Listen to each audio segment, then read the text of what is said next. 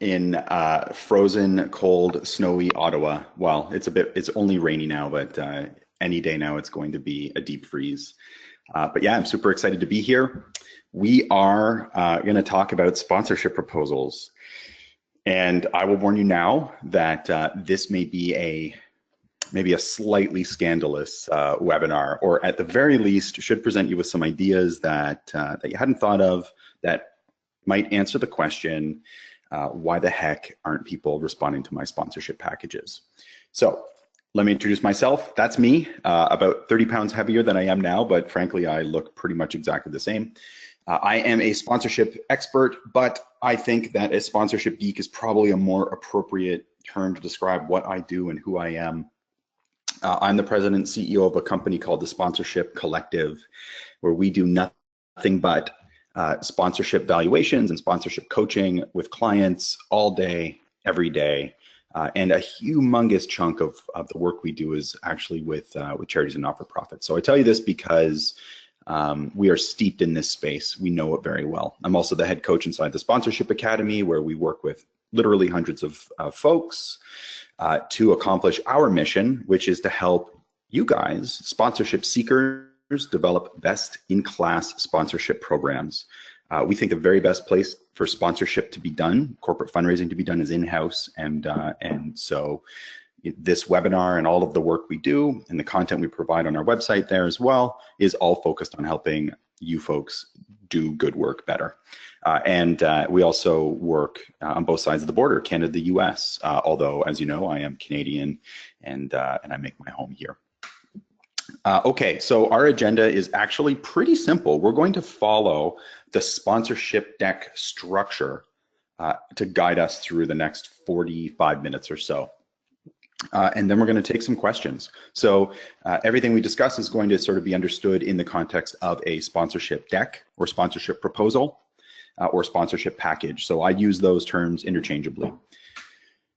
When I say sponsor, when I say the word sponsor, I mean people in these areas: brand management, business development, marketing, product placement, sales, sponsorship, and communications. When I say sponsor, I do not mean these people. Foundations, corporate giving, corporate social responsibility, community investment, online forums.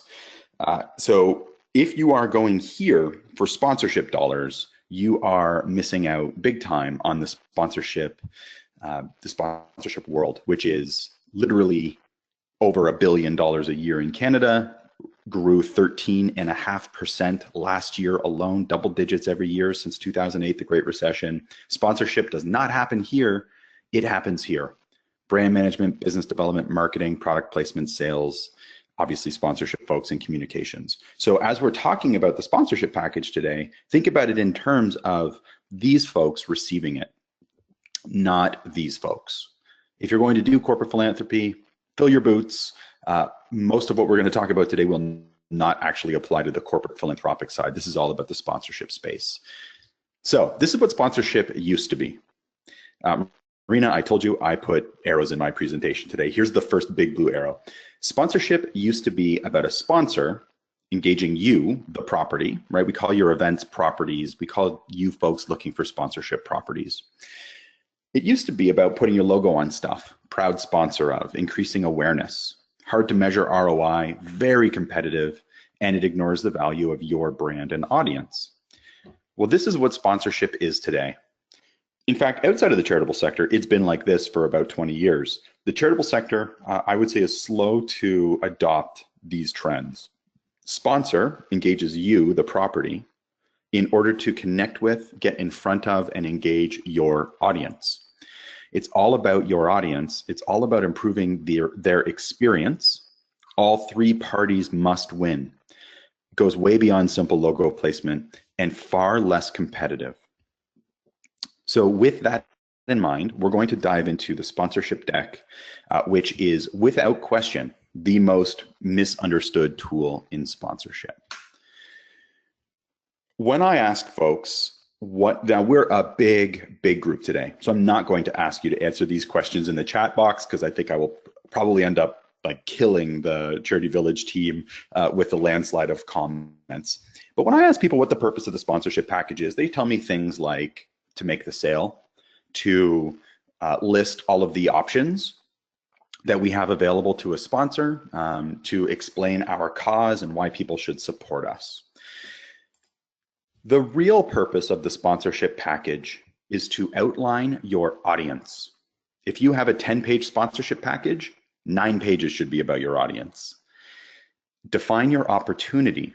Notice, not your opportunities, not your list of things that you're willing to sell in gold, silver, bronze, which you should do away with immediately, by the way. It's to define the opportunity for sponsors to connect with their audience. The real purpose of the sponsorship package is to drive people to you, to get your prospects to pick up the phone and call you to talk to you about your opportunity. It's meant to outline discussions you've already had with your prospects. The best time to deliver a sponsorship package is actually after your first or second meeting. This is the real purpose of the sponsorship package. The sponsorship package does not make the sale. It does not include a grid like gold, silver, bronze, or any other names for your predetermined levels. It does not include a cutout to be included with payment, right? Cut this out and send in a check or go online and make a payment here. And it most definitely does not try to guess at what sponsors want. You want to outline your opportunity, outline your audience, and then engage your sponsors or your prospects in a conversation. Sponsorship packages should include an About Us page, notice, not pages, some audience data, then a description of your opportunities. It should include an ask, but it's not what you think, and a call to action. You want your sponsors to take a particular action. So we're actually gonna take apart each of these pieces, and I'm gonna explain to you what each of these sections looks like. Marina mentioned you don't have to take notes because you're gonna get all this stuff, recording as well as the PDF of the slide deck, and then also I'll send through the Charity Village gang a link to download a sponsorship proposal template based on what we're talking about. So you really don't have to write anything down. Just absorb the information, think of questions, and fire them over. Okay, so what do you include in the About Us page? Most people include mission, vision, history, CEO biography, list of board members, description of all the people you're going to help, pictures of all the people you're going to help, case for support style, why it is that you need corporate support in order to achieve your goals. The problem with that is that is not speaking to a marketing sales audience. So an About Us page needs to be short. Short is good, very short is better. So one thing that we do at the Sponsorship Collective, we represent sponsors as well. And before you ask, we do not sell sponsorship on behalf of anybody, but we do work with sponsors to create their strategies for investing sponsorship. And I can tell you, every time a sponsorship package crosses their desk, they skip the first 2 pages. They don't even read this stuff. They don't want to know this stuff. They want to know about your audience. So that's why I say short is good, very short is better. Biographies, mission, vision, cause focused. This stuff is not necessary. Include some information about who your organization is, sure. Include a lot more information about the type of event you offer. But the goal of the About Us page is to be as short as humanly possible. As short as your boss and your board will let you be, right? They're going to insist that you include 30 pages all about your cause, and then you're going to try to rein that in. So absolutely, positively, no more than a single page, font 12, with lots and lots of white space. You want to be light on this section. The reason you want to be light is because you want to blow your prospects away by using audience data. Audience data is the key to high value sponsorship, period. I need to share something with you that I think will make at least some of you uncomfortable. I know, because when I do this session live, I get a lot of immediate and live feedback. I actually did a session with a brilliant guy named Brad Hoffman. Brad runs an organization called Spire Philanthropy, and he used to run the corporate foundation for Mackenzie Investments, who are national but out of Toronto. And Brad actually used to be one of my, when I was working for Starlight Children's Foundation, he was a sponsor of ours. So I've known Brad a while. Brad and I did a presentation, and I stood up and said, your cause is secondary. And Brad stopped me and said, actually, from our perspective, your cause is irrelevant. Our perspective being the corporation's perspective, not necessarily McKinsey Investments perspective. Your cause is irrelevant. So don't freak out. Let me explain. Your cause is irrelevant to the sales team, but your cause is highly important to your audience. Your audience is of high importance to your sponsor, to your prospect. Therefore, you use your cause to attract and define your audience, and then you use your audience to define and attract a prospect. We're going to go deeper into this concept, but together with your sponsor, with your prospect, you use your audience to find ways to connect sponsor and audience together. Use your event, your property. So your cause brings in that audience. They love what you do. The sponsor loves those people who love you. Sponsorship is always this. So my wife tells me I'm a very loud coffee drinker, so I'm doing my best to sip my coffee off microphone, but you do not want to see me uncaffeinated, so I apologize if you can hear me sipping. Sponsorship is always this. Property, you guys, your events, your cause, the things you do, brings in a very particular audience. Your audience brings in a very specific prospect. Never this.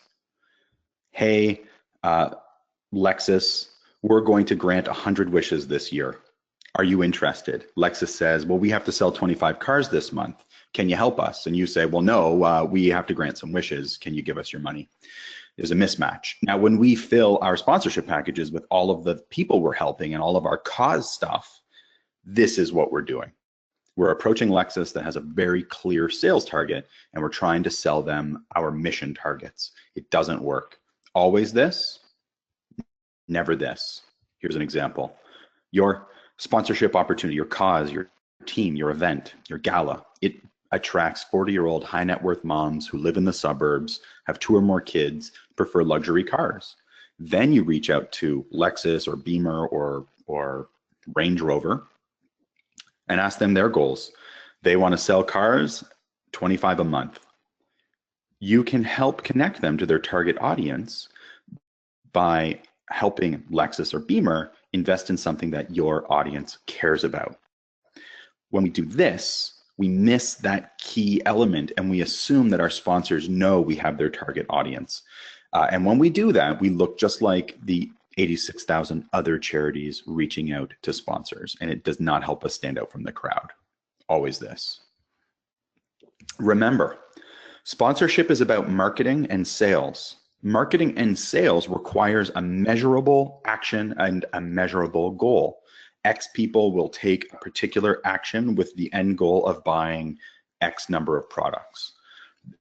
An action or goal requires a very specific individual or group of people to take that action. Sponsorship is actually a marketing technique that charities have adopted. The majority of sponsorship happening in the world happens outside of the charitable sector with sport and municipalities and retail.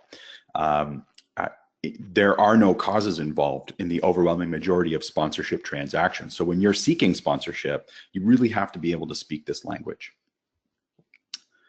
Audience matters because the general public or everyone is actually very low value. No sponsors are targeting the general public. There are no products that every single person in Canada purchases at the same rate as every other person. You would not value an asset or sponsorship opportunity for the same amount if your audience is students versus physicians, nor would you approach the same sponsors, nor would you engage in the same type of sponsorship opportunities. No audience means you have no value. But we don't have a big audience. So this picture is supposed to look smoky. Instead, it just looks kind of weird and pixelated, but trust me, it is indeed a high quality image. It just doesn't look like it.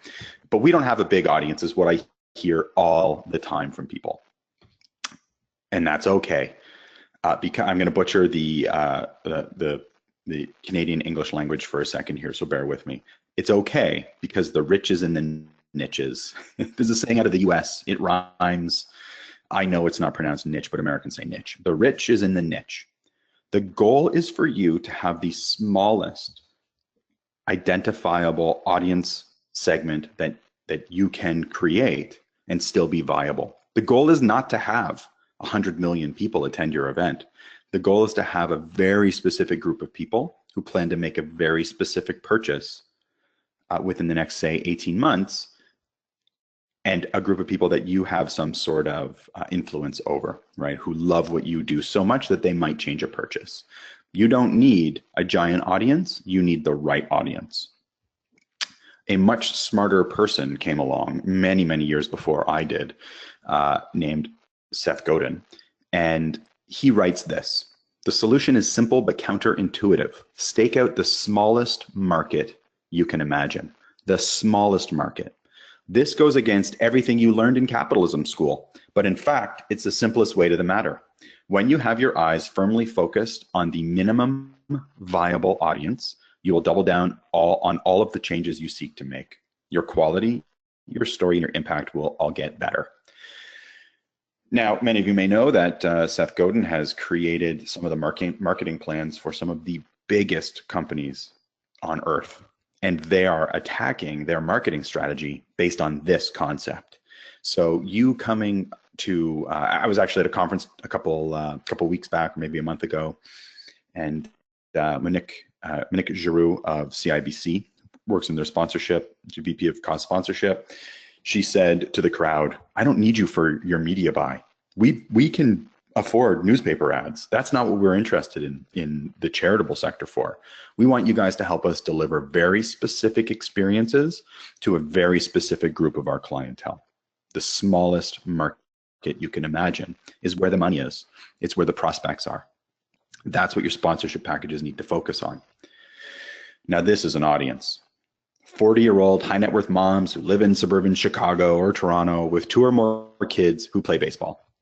55-year-old partner track corporate lawyers who are responsible for bringing in new business and making purchasing decisions for their law firm.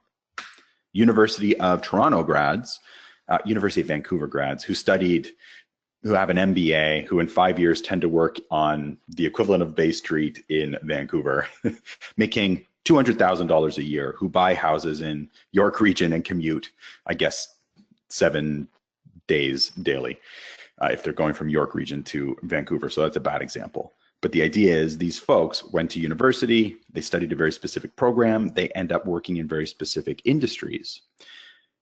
If you had partner track corporate lawyers or MBA grads from University of Toronto who work on Bay Street as part of your audience, you would only need about 50 of them in order to have a high 5-figure sponsorship opportunity versus, 40 million people of the quote so-called general population.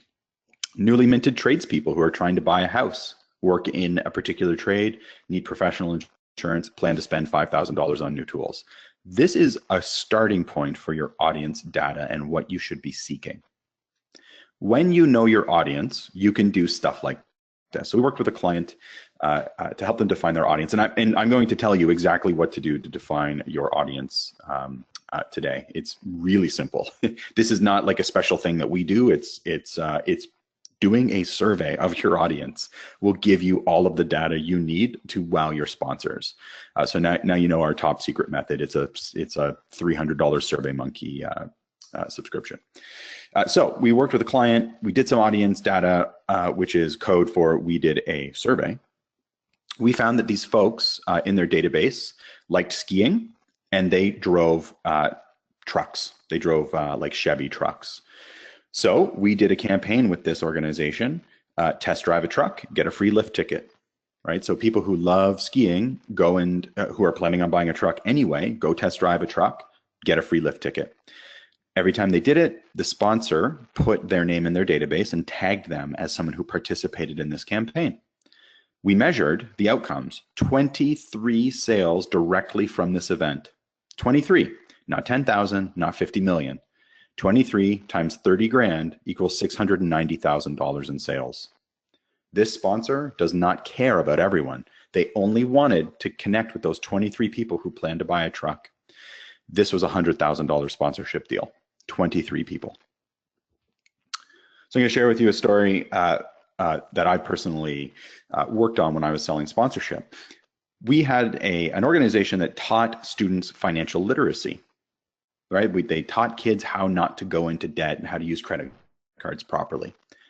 Question to the group: do you think that the big banks would be interested in helping kids make better financial decisions in 20 years? Well, yes, they were, to the tune of $25,000. It took a year to close, a dozen meetings and applications, had to report on impact and how many kids we were helping, 1 year at a time. This was corporate philanthropy. And then something hit me. We found our real audience. And so I went back to that exact same bank that was giving us money through corporate philanthropy. I say, keep giving us philanthropy. We love it. We'll keep helping kids. But can you put me in touch with the people in your recruiting department and the people who are in your retention department and the people who are interested in young talent as well as commercial banking? Because our volunteers who delivered the programming to help these kids make better financial decisions were up and coming professionals. They controlled small corporate budgets themselves, very mobile. In other words, are moving jobs. Yeah, I'm not going to make any claims about millennials at all. But these folks, I would say, fit that stereotype, right? That they're moving around a lot. You know, I think it's the nature of where they are in their careers. Young professionals who are moving around a lot. Several were partner track, being groomed for leadership. 125 volunteers versus 10,000 students. This bank paid us 25 grand for 10,000 students. How much do you think they paid us to get in front of 125 volunteers? As it turns out, the riches and the niches. 30,000 bucks a year, same bank. So we moved them up to 55,000. They signed a multi-year agreement. One phone call to make the sale, just one. No proposal, no application, no online form. The sponsor activated, which means that they helped us recruit volunteers and therefore paid for a hard program cost. Volunteer recruiting was their second biggest challenge, second only to money. So they saved us an additional 20 grand a year. So now to our bottom line, we were plus $50,000. All I had to do every year was provide a fulfillment report proving that we delivered on the things we promised in our sponsorship package. My contact in that case was someone in the marketing and recruiting department, not the foundation. Completely different experience, way less time intensive. The rich is in the niche. All right, so we're going to talk about describing your opportunity. When we talk about opportunities in sponsorship, we use the term activation. An activation is an opportunity to bring your sponsor to your audience. I'm going to share with you a couple of examples, but the idea is that you're trying to add value. I'm just going to go back to this slide. When we brought a sponsor to our volunteers, what we did is surveyed our volunteers to ask them what they want more of, what they want more training on, and why they were even volunteering in the first place. Was it to just do the right thing, or were they actually trying to grow their skill set? Well, as it turns out, both were true. The right thing and grow their skill set. So we brought in a sponsor to help them expand their skill set, to give them some extra training, to help them network. That's an activation. So when you describe your opportunities, you are not going to describe a grid of gold, silver, bronze opportunities. You're going to talk about ways that you can engage this audience that you've just described to your sponsor. No grids when you describe your opportunity. No list or menu of assets. No pricing. Instead, focus on activation ideas, case studies, outcomes. Share with you earlier this test drive a truck, get a free ski lift ticket idea. This is listed on this organization's website as we speak as a case study, as proof to future sponsors that they can influence buying decisions. So, logo placement is a very small aspect of sponsorship. It's the most visible component to the public, which is why we think it's what we should lead with, why we think it's the most important or only element. Logo placement is the least valuable asset you can offer. We were working with a client, and they were talking to a bank, and they submitted a sponsorship package covered in logo opportunities for this bank. And I'll never forget, the bank said to our client, "Jim, do you think there's a single person left in the world who hasn't heard of our bank? We don't need you to build our brand. Our brand is solid. We need you to convince your audience to do one thing and one thing only: apply for a mortgage with us. If you can't help us achieve that goal, we're not interested. You can either help us connect with our target audience, or you can't. We're not interested in helping more people know that we have a logo. So here are some real life examples of activations that come off the page that are not about logo placement. So we had this horribly boring industry conference. We know because we surveyed our audience and asked them what they thought, and they told us they hated the event. They came because they felt they had to. I was meeting with well, first my boss told me to go out and get a free photo booth and to call that the photo booth sponsor. In other words, get someone to donate a photo booth, which is a truly terrible idea. So instead, I reached out to a accounting firm who we assumed might have interest in our audience, because our audience intended to, like 12% intended to hire new accounting firms in the next 18 months. We presented this data to the accounting firm, and we also admitted to them that our event was really boring. And we asked them how we could work together to make our event a lot more fun and to show off the accounting firm. And so what did they say? They said, we're going to come, we're going to set up a photo booth, and we're going to dress up like superheroes, or villains in this case, with Bane here. And we're going to let people come and try on like commercial grade superhero costumes and take pictures instead of those stupid mustaches and silly hats. So that's what they did. And then the managing partner stood up dressed as Bane in Bane's hilarious voice, or fascinating voice, I suppose, from the Dark Knight series. And he addressed the crowd and said, you know what, we're not your average accounting firm. We're hip, we're young, we're cool. We just want to help you run a better business. We're not going to talk to you about balance sheets, about accounts receivable. We're going to talk to you about how to make your business run better over martinis or cappuccinos. So come get a cool picture taken. He did this all in Bane's voice. Come get a cool picture taken, and all you have to do is drop off a business card. So I did the follow-up with these guys.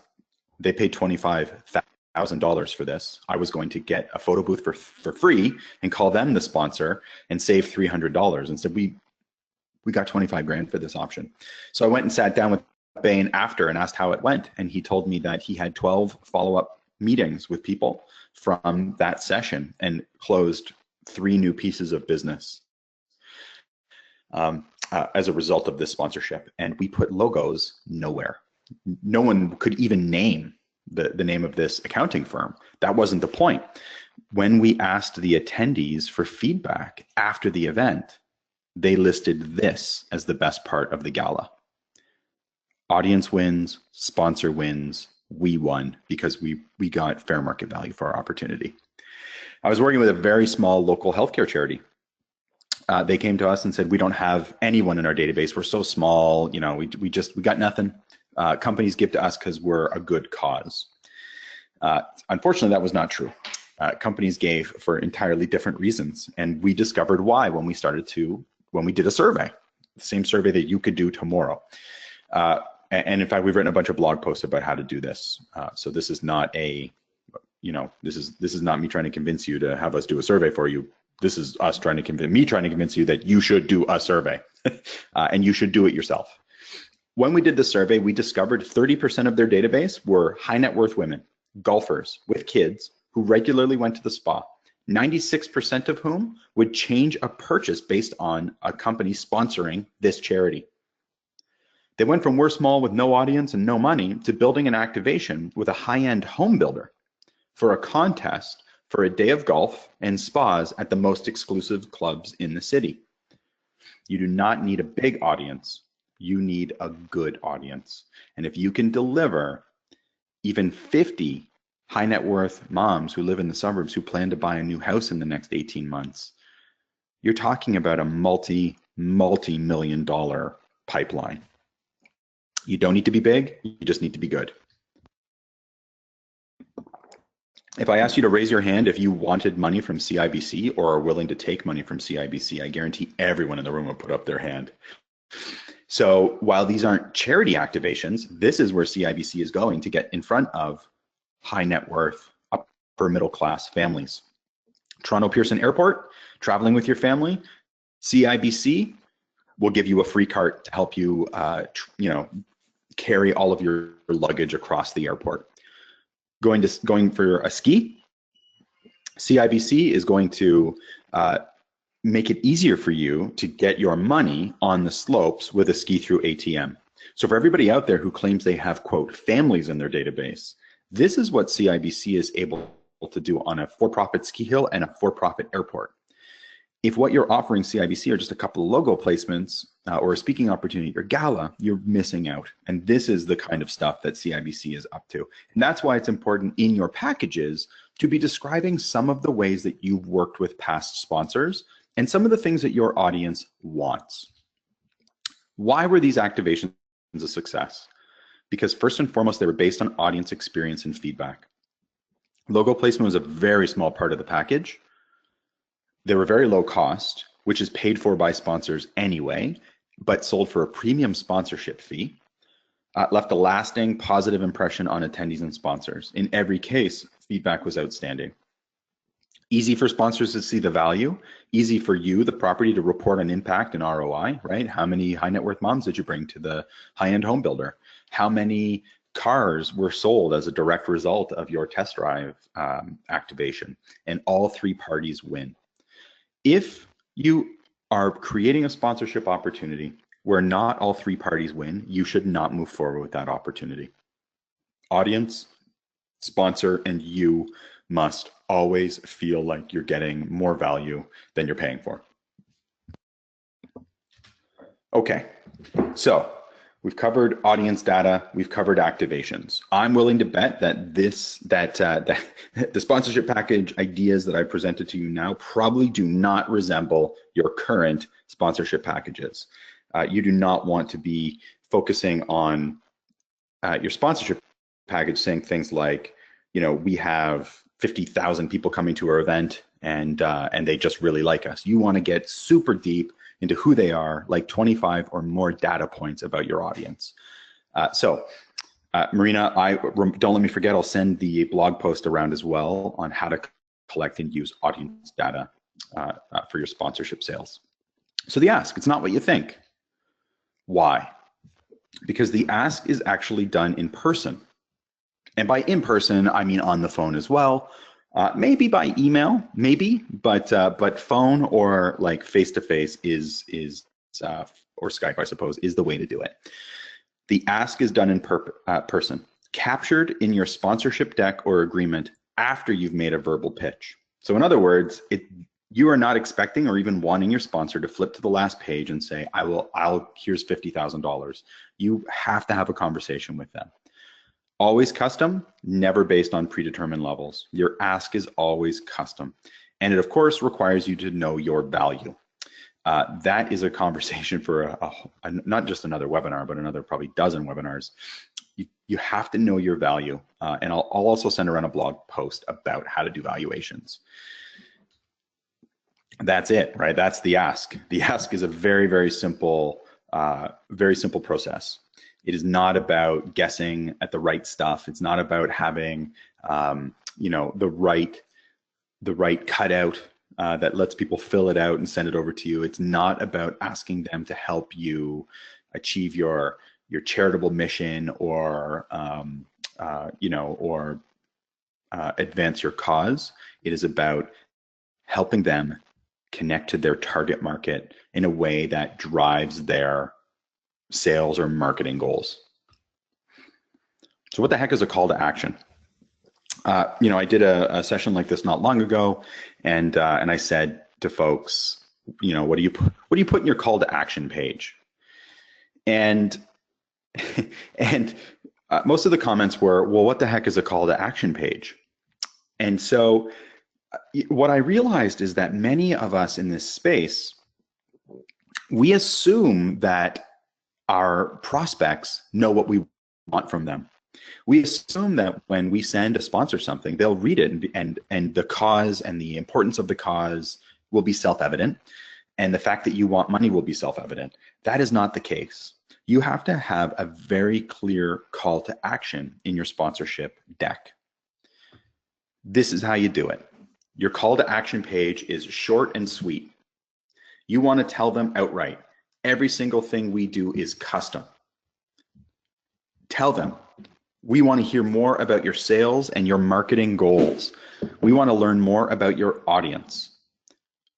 One contact person with email and direct phone only, not you, your ED, and a board member, just one person. Think of your call to action page as a funnel, right? Your sponsorship package is a funnel.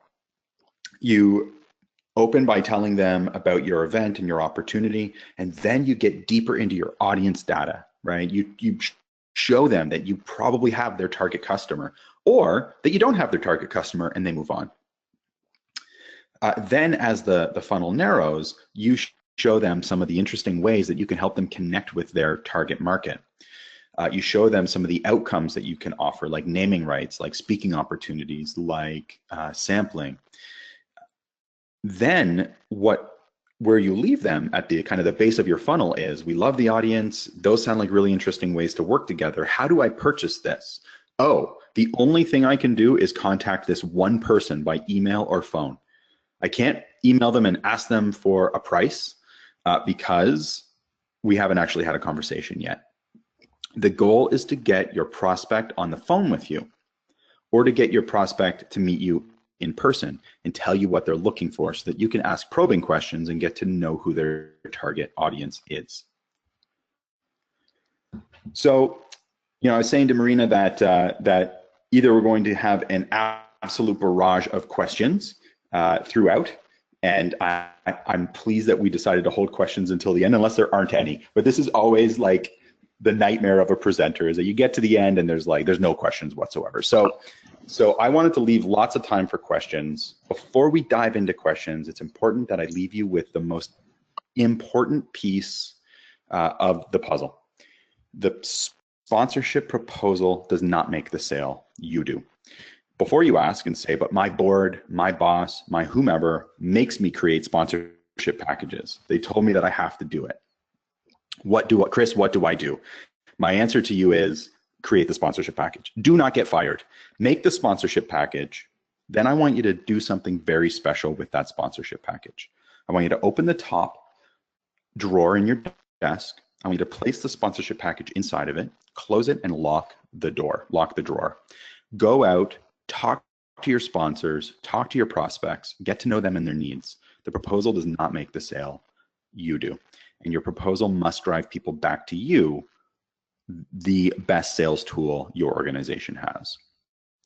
Okay, so I'm happy to take some questions now.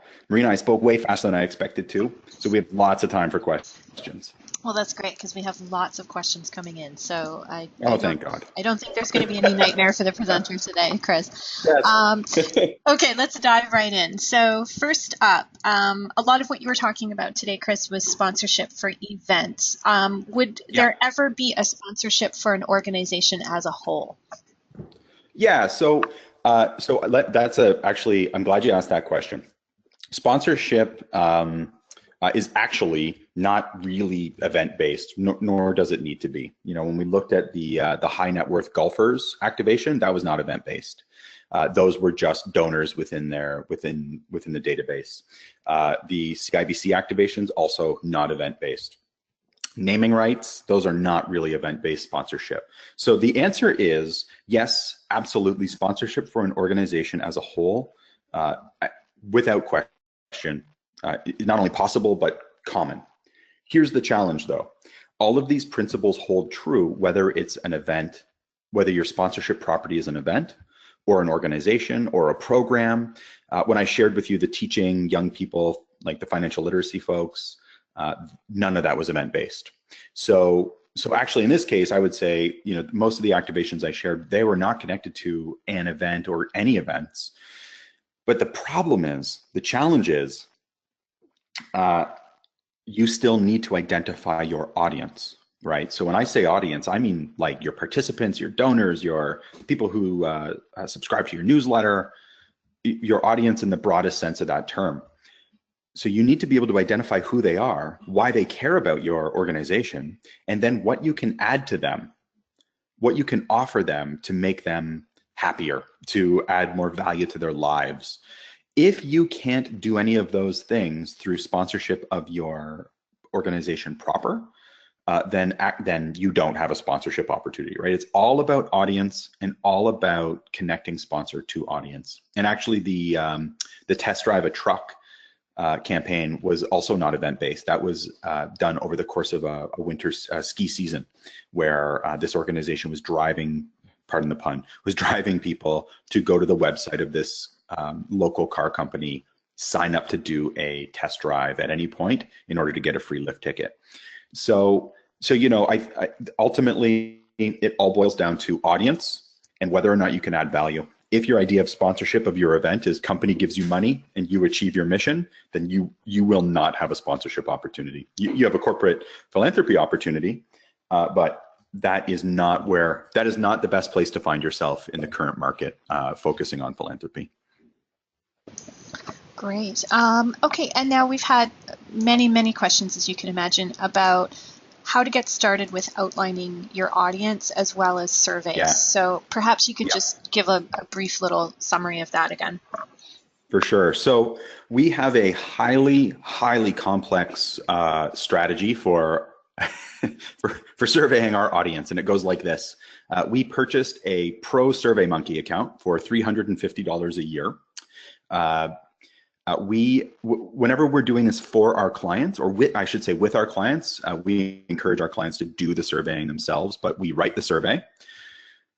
And we ask them to send out 2 e-blasts, one on a Tuesday, one on a Thursday, and offer people who fill out the survey a chance to win one of 3 Starbucks gift cards of $25 each. Total cost to the organization, $425, if you choose to do it yourself.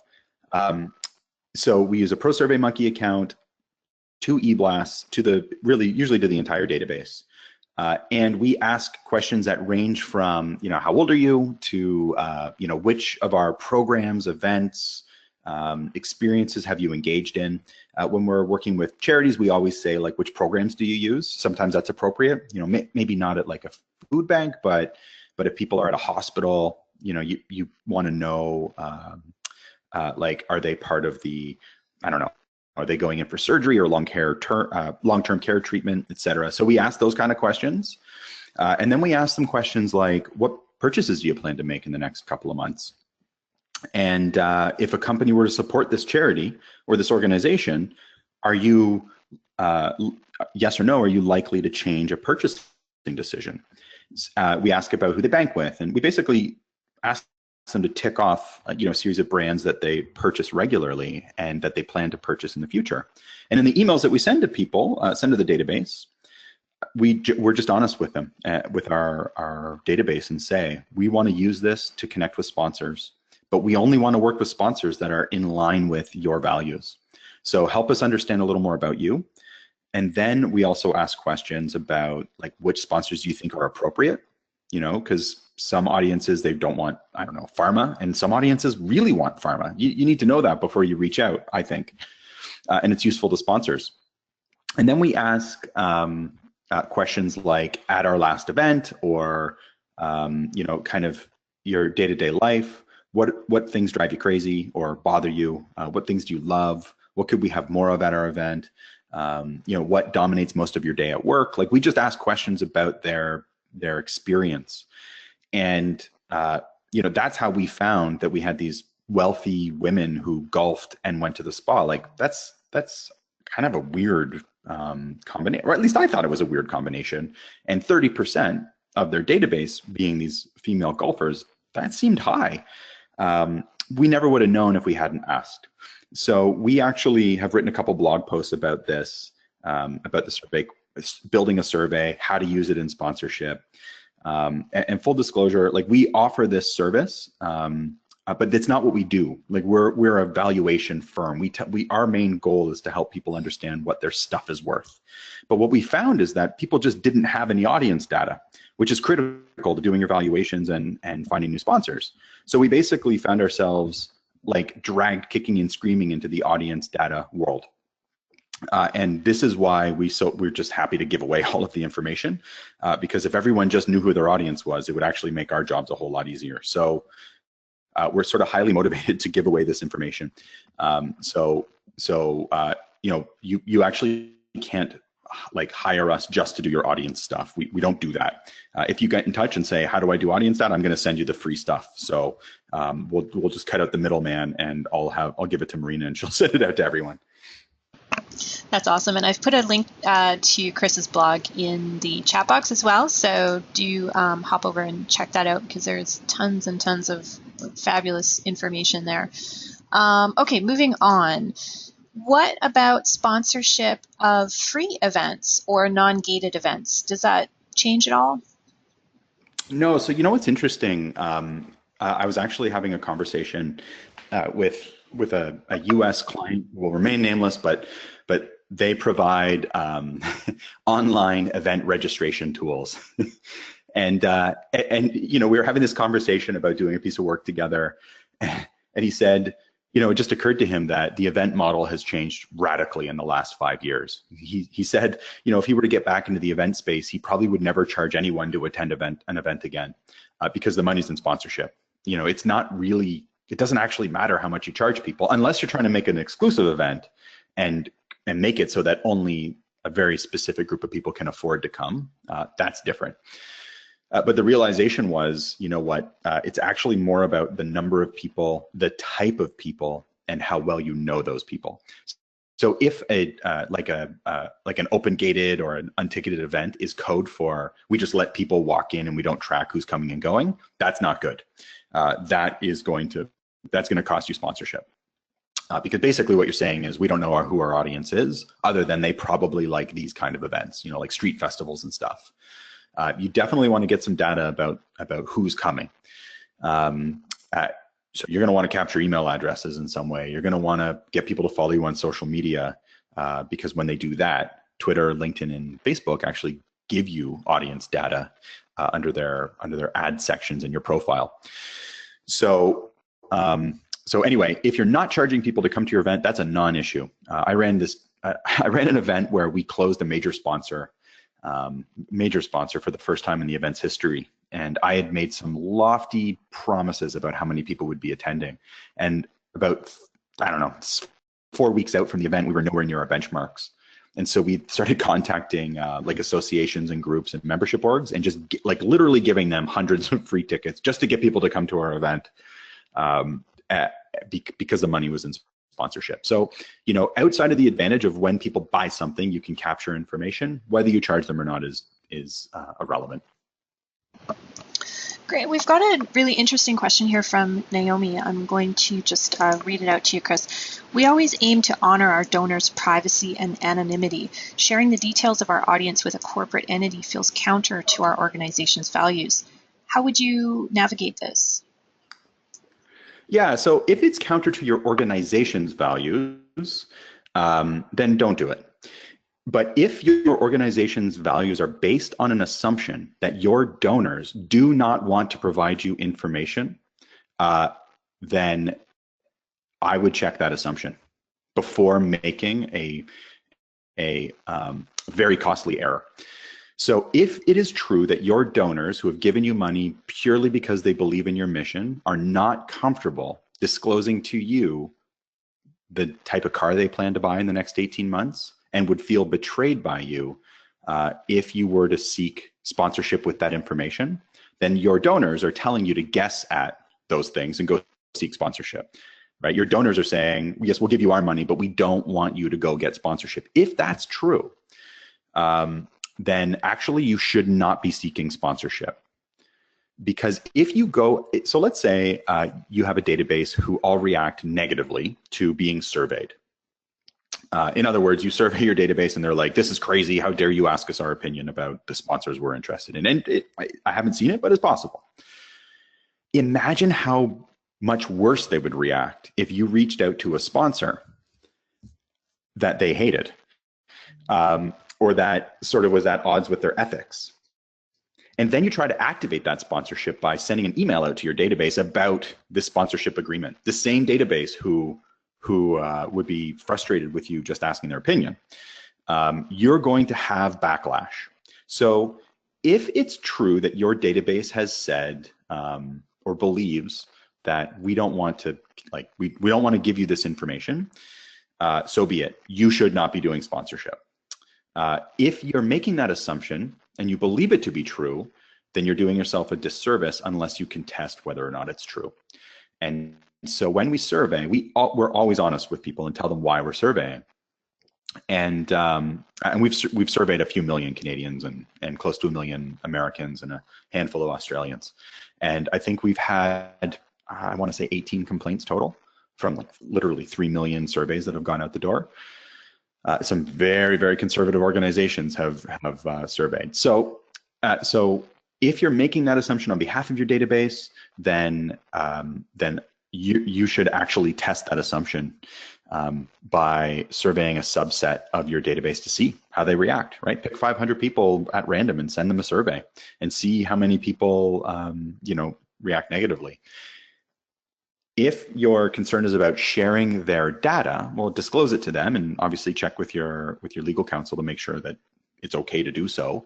But if at the end of the day, you have to choose whether or not this is kind of up your alley. If it's not something you're comfortable with, then what you have to realize is that that you probably don't have an organizational culture compatible with sponsorship, which is sort of the kind of the unfortunate reality. However, if your donors are that passionate about this stuff, then you probably have a really solid major gift program, and you should double down on that. That's a great suggestion. Now, on that sort of same topic, when you are working on getting the sponsorships, like for instance, when you were talking about the superhero photo booth, how do you ensure that you're not crossing a line in terms of being a little too salesy, perhaps, to the audience, or that the audience is going to kind of react poorly to what you're doing? Yeah, so it's interesting because the whole idea around sponsorship is that you're trying to solve a problem of your audience. It's the goal is not to sell. It's a marketing technique. And so, if your concern is like, my sponsors are going to show up and just start like hawking their junk at my gala, then it actually violates the triple win philosophy, right? Like, it has to be right for you and your event. And so when I was doing the superhero thing, I talked to the accounting firm, and they were clear. Our goal is for everyone to walk away thinking of us as a cool accounting firm, not the stuffy, boring accountants of our grandfathers. Cool, hip, young business people who just happen to love numbers and spreadsheets. That's their goal. The audience's goal was to go to this gala and have a good time. And my goal was to make the audience happy and to achieve my mission as a fundraiser. So my organization's mission and my contribution was to raise money. That's how I help my organization achieve their mission. If the accounting firm said, our goal is to get people on the spot to buy a new accounting package, then I would tell them, one, that's not a realistic goal for sponsorship. And two, I would say no, thank you, because that just isn't how it works. Maybe at a trade show you have exhibit spaces, maybe, but the old school approach of like hard selling people and trying to force them into purchasing something, that hasn't been a part of the sales process for at least a decade. So I'm not so concerned about that really at all. But it all comes down to how well you're doing discovery with your sponsors, how well you know your audience, right? They're bored. Can you help us cure boredom? Not, boy, do they want to be pitched a product that they're not interested in. And then the last piece I'll say is, if 30% of your database drives Lexus and they plan to buy a new car within the next 18 months, they're going to talk to a salesperson. Fact, it's going to happen. With or without you, they have no choice but to go and talk to a salesperson. So you can either find a local car company or car dealership that cares enough about their audience to connect with a charity they care about, or you can let them sort of go off into the world and take their chances with a salesperson. So, and then lastly, if you have a sponsor who's coming to your events or engaging your audience in a hardline sales approach, you actually don't really have to worry so much about pushing them away, because your audience will do it for you. So yeah, sort of like preemptively preventing people from being too salesy, I'm not sure that that's the right approach or the right attitude to go into this with. It's more about building a partnership and being the experts on your audience, right? You have to be able to represent them properly with enough data to do so. That's a great perspective. And we've got just time for a few more questions here that I do want to try to get through. We've had a number of people asking about how to deal with sponsors, multiple sponsors for one event who may actually be in competition with one another. Mm-hmm. So that's a very good scenario. That's a good place to find yourself. So you have multiple sponsors who may or may not be, who are in fact competing with each other. So if you're going to offer something, this is where I think evaluation is critical. So if you're finding yourself in that situation, the next thing you need to do is perform evaluation on your sponsorship opportunities. Why? Because at some point, those competitive folks are going to ask you for exclusivity. And you need to know what the value of exclusivity is. So the way that I deal with folks who are in competition with each other, there was this it happens a lot in the association, like membership conference space, actually, right? Because you have a group of people, all of whom buy like the exact same 6 products by 20 different companies. So all 20 companies want to be there. So we had this cool event where there were I think 8 competing companies. And so what we said to them was, why don't the 8 of you each come up with your own cool activation idea on stage? So you can't stand up there and pitch anybody your product. What you can do, though, is come up with like a cool idea, pitch it to our event planning committee, and you can sponsor that one thing. So this one group did, they were based out of Edmonton, which I understand is maybe colder and snowier than Ottawa. And they did this like ice dance performance. And then there was this group from Newfoundland, and they sent like a local musical group to come and sing, and they gave away free Screech, which I think is the alcohol, the like whiskey or something, from Newfoundland. So basically every sponsor got like 3 minutes with the goal of wowing the audience, entertaining the heck out of the audience, and like winning, like kind of like gong show style. Maybe I'm too old for people watching this, like I don't know, like reality show style, where they go up for 3 minutes, they do the thing, and then they either get booed or cheered off the stage, and compete with each other. So we actually involved the competition into the event. In other words, it's up to you guys to impress our audience, and these are the kind of things they like. In the case of an exhibit hall or conference, I've had sponsors tell me, look, I don't want to be near them. Like, I don't even want to be able to see them from my booth. So you have to put them elsewhere. And so you just have to do it. So if you can't incorporate the competition, then the solution is exclusivity, which is something you definitely should be offering. But make sure you value it at a very high premium, right? If one bank's going to be there to the exclusion of all others, they're going to pay a pretty penny for that opportunity. Great, thanks, Chris. Now, the contact person from the charity or the organization that's dealing with the sponsorship, does that need to be a senior level person that's working? No, it can be a manager or a coordinator. Yeah, for sure. Yeah, so it should be the person who can act as the advocate for the sponsor. So, you pick up the phone, sponsor says, look, I love these activation ideas. Here's what we're trying to accomplish as a company. Do you think that would fit with your audience? Here's what we'd like to do. The best response is, that sounds absolutely fascinating. Tell me some of the things you're trying to achieve. Tell me how you would measure success.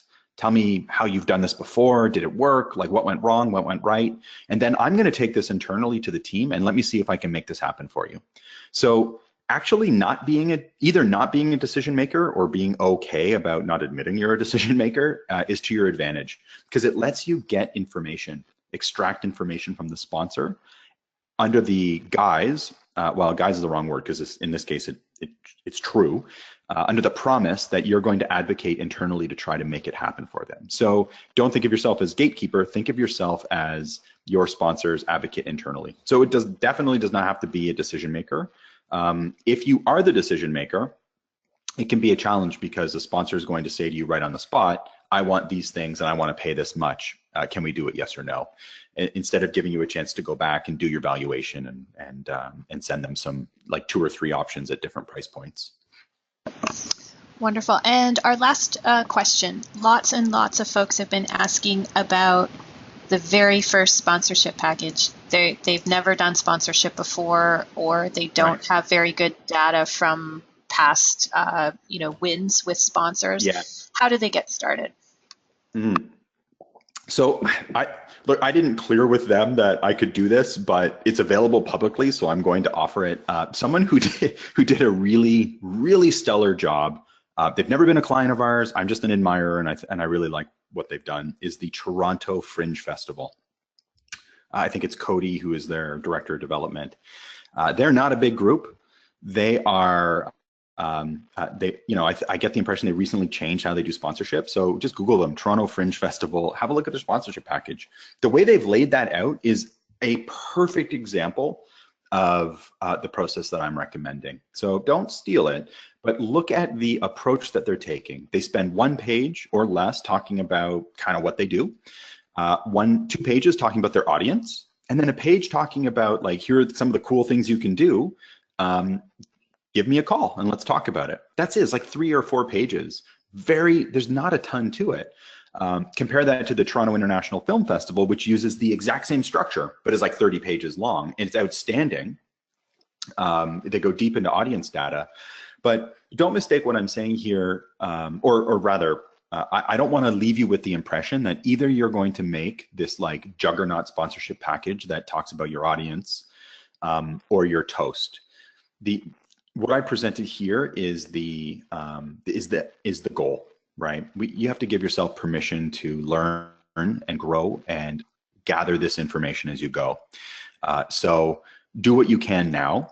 Focus on audience data, and where you're lacking audience data, talk to your sponsors and ask them, what else do they want to know about your audience? What should you be including in your next survey? Would they like to add a couple of questions that you'll report on anonymously? Back to them. You'll share the results. So you can use kind of the newness as a way to shape your package. But I think the Toronto Fringe Fest has done an absolutely brilliant job with their sponsorship package, and there are many others out there who are doing the same thing. Right? They have 4 pages worth of stuff, so they're going to make it the right stuff. Great. Well, thank you again, Chris, for coming back this year and doing another presentation for us. It's been a pleasure having you speak for us again. Thank you. Yeah, pleasure. Anytime. Great. And before we sign off today, because I am conscious that we're running over time, I just want to remind everyone that we will follow up with you by email tomorrow morning with the webinar recording. So do watch for that. We will have a link to a short survey there. If you can take a moment to fill it out, that's very helpful for us. You'll have an opportunity there as well to let us know if there's other topics you'd like to see covered in the future, or perhaps if you'd like us to bring Chris back for another session. So with that, I'd like to thank everyone again for joining us today. Thank you, Chris. And I hope all of you have a wonderful rest of your day. Bye-bye. See you guys.